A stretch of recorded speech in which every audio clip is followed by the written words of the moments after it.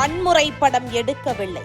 150 million வியூவர்ஸை கடந்த சலாருக்கு சர்ச்சை, முற்றுப்புள்ளி வைத்த பிரசாந்த் நீல்.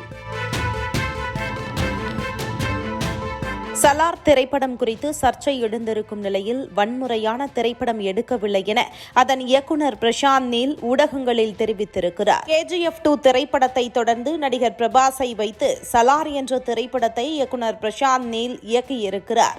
இந்த படத்தில் ஸ்ருதிஹாசன் நாயகியாக நடித்திருக்கிறார். பிருத்திவிராஜ் முக்கிய கதாபாத்திரத்தில் நடித்திருக்கிறார். இரு நண்பர்களுக்கு இடையிலாக நடக்கும் திரைப்படம் என இயக்குநர் சமீபத்தில் தனியார் ஊடகத்திற்கு பேட்டியளித்திருந்தார். இந்நிலையில் சலார் திரைப்படம் நாளைய மறுதினம் உலகம் முழுவதும் வெளியாக உள்ளது.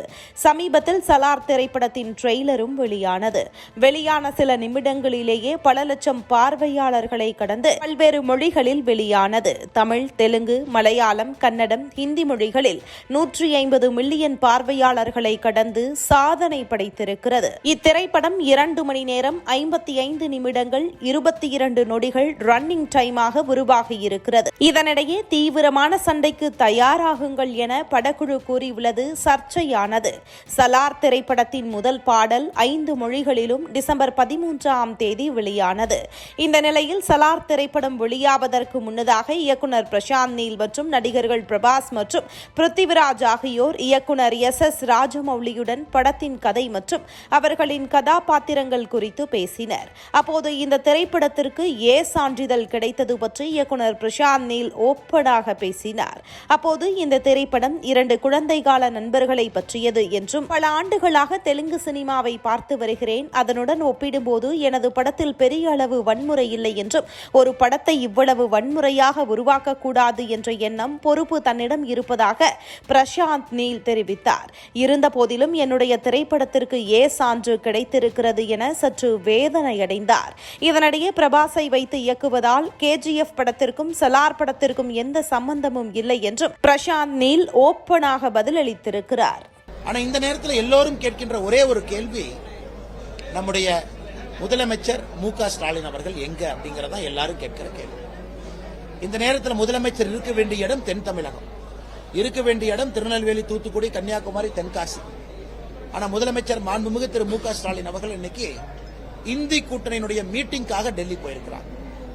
ஏன்னா இது அவருடைய எம்பிக்களே சொல்றாங்க, அவங்களுடைய தொலைக்காட்சி நிறுவனமே சொன்னாங்க, இந்தி கூட்டணி மீட்டிங்காக முதலமைச்சர் டெல்லி போறாங்க. டெல்லி போயிட்டாங்க. அதன் பிறகு ஒப்புக்கு சப்பானியா பிரதமர்கிட்ட நேரம் கேட்கிறாங்க. பிரதமரும் நேரம் கொடுத்திருக்கிறாங்க. தமிழ்நாட்டுக்கு என்ன உதவி தேவையோ பிரதமரும் நேரம் கொடுத்திருக்கிறாங்க. ஆனா ஒரு முதலமைச்சர் கையாளக்கூடிய ஒரு விஷயம் இப்படி இல்லைங்க. இந்த நேரத்தில் இங்கிருந்து அதிகாரிகளை முடுக்கிவிட்டு அமைச்சர்களுக்கு உறுதுணையாக இருந்து இங்கே போர்க்கால அடிப்படையிலே வேலை நடந்திருக்க வேண்டும். இந்த பகுதி பாத்தீங்கன்னா தாமிரபரணி கரையோரத்தில் இருக்கிற பகுதி. எந்தவித முன்னறிப்பும் மக்களுக்கு இல்ல. 0 அட்வான்ஸ் வார்னிங். காவல்துறை, ரெவென்யூ யாருகிட்டையுமே அரசு அதிகாரிகள் கோஆர்டினேட் பண்ணி மக்களுக்கு எந்த விதமான முன்னறிவிப்பு கொடுக்கல. விளைவு பாருங்க, ஏகப்பட்ட வீடுகள், கிட்டத்தட்ட ஆயிரக்கணக்கான வீடுகள் இந்த பகுதியில் தண்ணிக்குள்ள முழுசா சம்மர்ஜ். வீட்டுக்குள்ள இருக்கக்கூடிய எல்லா பொருட்களையும் இழந்துட்டாங்க. 10 ஆண்டுகள் 15 ஆண்டுகள் கடினமா உழைச்சது எல்லாமே 2 இரவுல பறி கொடுத்தாச்சு. அதே போல ஆடு மாட்டிலிருந்து, கோழியிலிருந்து அடிப்படையாக அவர்கள் வாழ்வாதாரத்துக்கு இருக்கக்கூடிய எல்லா மிருகங்களும் கூட எனக்கு அடிச்சுட்டு போயிருச்சு. ஆதார் அட்டையிலிருந்து, ரேஷன் அட்டையிலிருந்து சில வீட்டில் இல்ல. குழந்தைங்க பள்ளி பாட புத்தகத்திலிருந்து முழுமையா நடந்திருக்கு.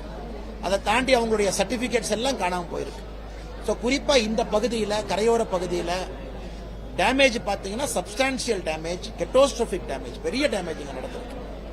இதுக்கு எல்லாம் கூட உங்களுக்கு தெரியும், கொஞ்சம் முன்ஜாக்கிரதையாக கொஞ்சம் அவங்களுக்கு அட்வான்ஸ் வார்னிங் கொடுத்திருக்கலாம். அதெல்லாம் இந்த பகுதியில் பண்ணல.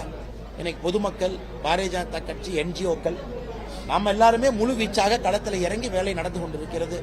இருந்தும் கூட மக்களுடைய துயரம் என்பது மீளா துயரத்தில் இருக்கிறாங்க.